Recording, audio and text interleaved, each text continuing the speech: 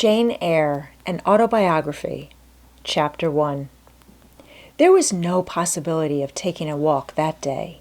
We had been wandering, indeed, in the leafless shrubbery an hour in the morning, but since dinner, Mrs. Reed, when there was no company, dined early, the cold winter wind had brought with it clouds so somber and a rain so penetrating that further outdoor exercise was now out of the question.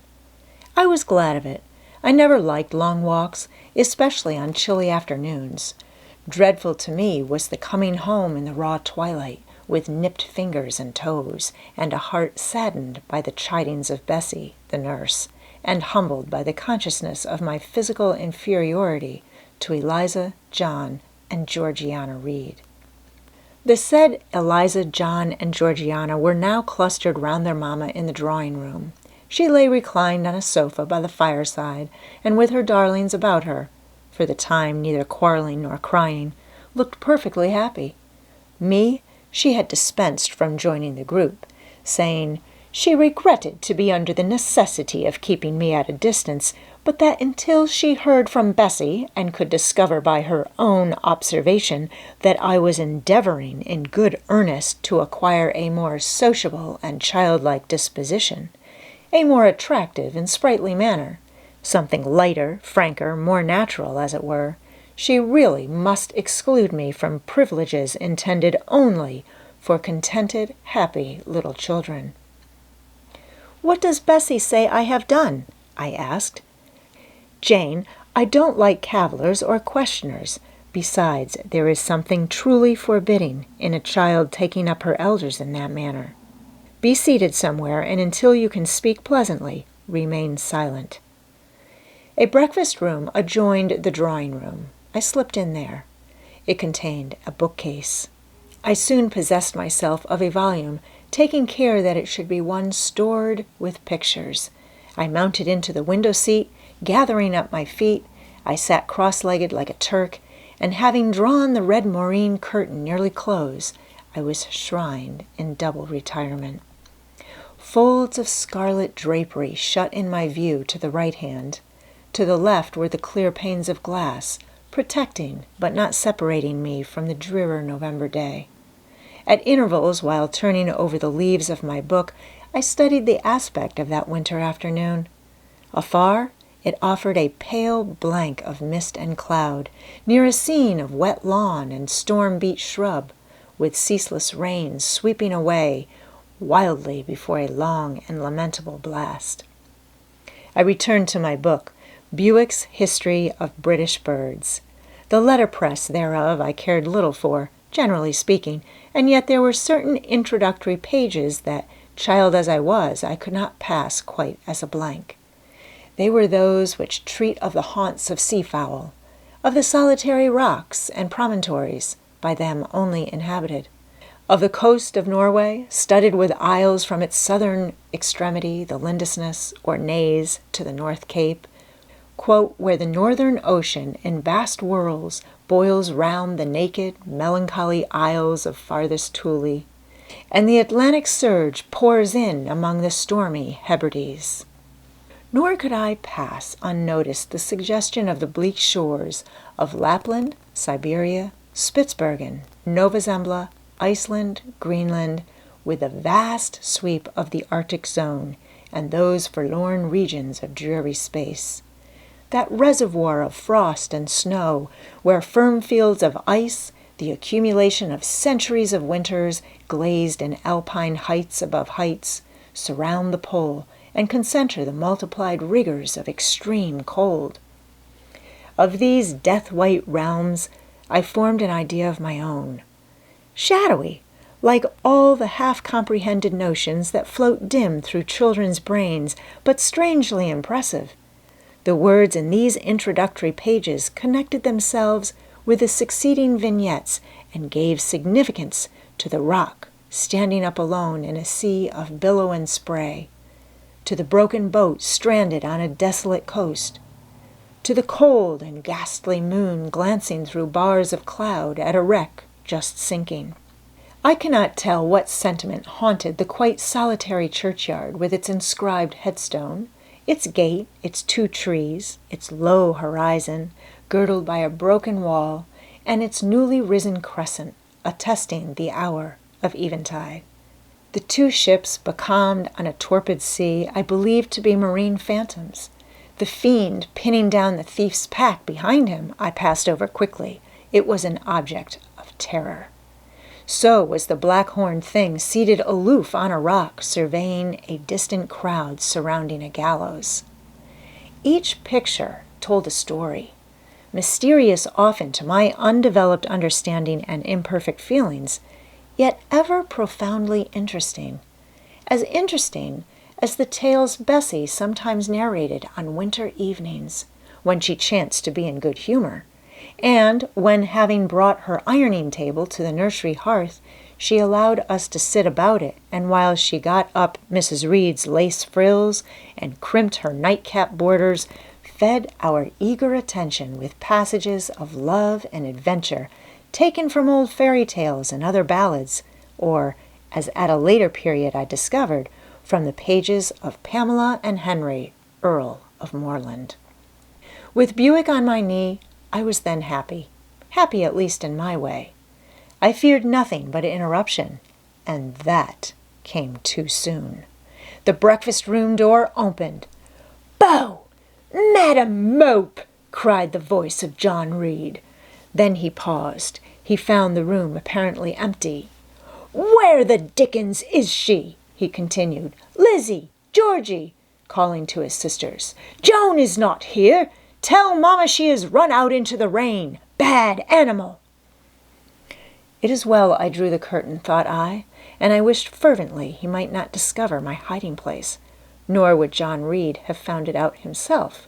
He was not quick, either of vision or conception. But Eliza just put her head in at the door and said at once, "She is in the window seat, to be sure, Jack." And I came out immediately, for I trembled at the idea of being dragged forth by the said Jack. "What do you want?" I asked with awkward diffidence. "Say, what do you want, Master Reed?" was the answer. "I want you to come here." And seating himself in an armchair, he intimated by a gesture that I was to approach and stand before him.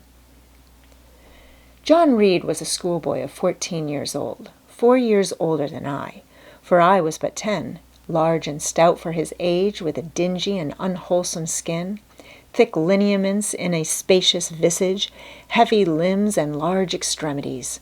He gorged himself habitually at table, which made him bilious and gave him a dim and bleared eye and flabby cheeks. He ought now to have been at school, but his mamma had taken him home for a month or 2, on account of his delicate health.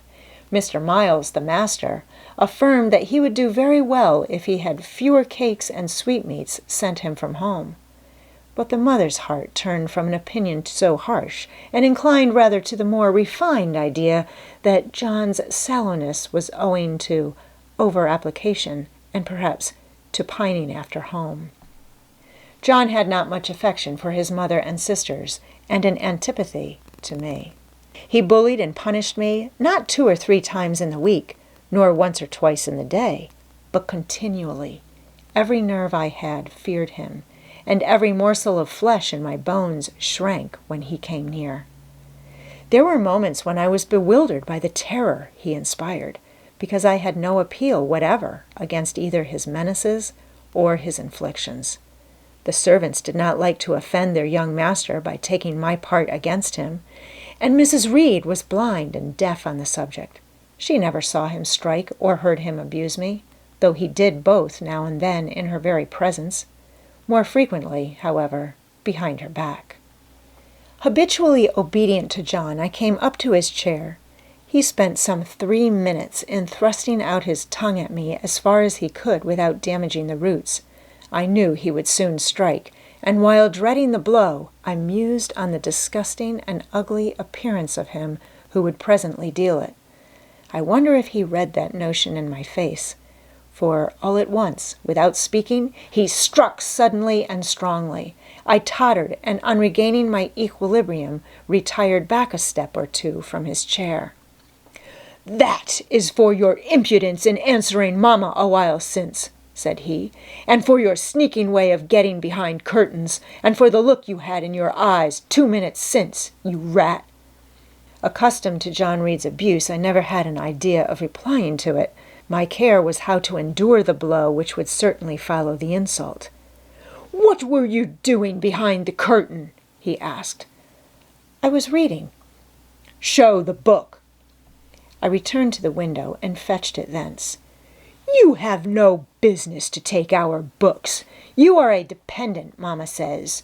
You have no money. Your father left you none. You ought to beg, and not to live here with gentlemen's children like us, and eat the same meals we do, and wear clothes at our mamma's expense. Now I'll teach you to rummage my bookshelves, for they are mine. All the house belongs to me, or will do in a few years. Go and stand by the door, out of the way of the mirror and the windows." I did so, not at first aware what was his intention, but when I saw him lift and poise the book and stand in act to hurl it, I instinctively started aside with a cry of alarm. Not soon enough, however.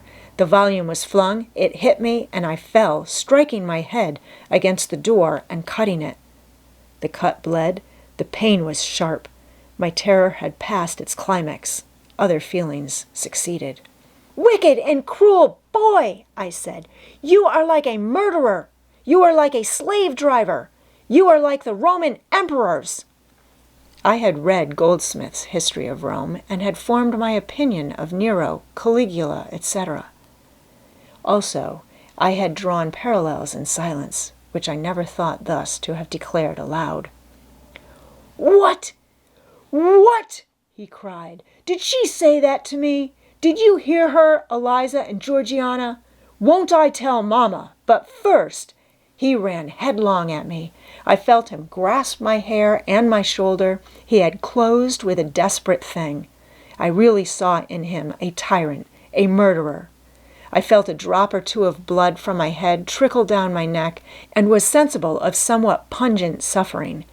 These sensations for the time predominated over fear, and I received him in frantic sort. I don't very well know what I did with my hands, but he called me "Rat! Rat!" and bellowed out aloud. Aid was near him. Eliza and Georgiana had run for Mrs. Reed, who was gone upstairs. She now came upon the scene, followed by Bessie and her maid Abbott.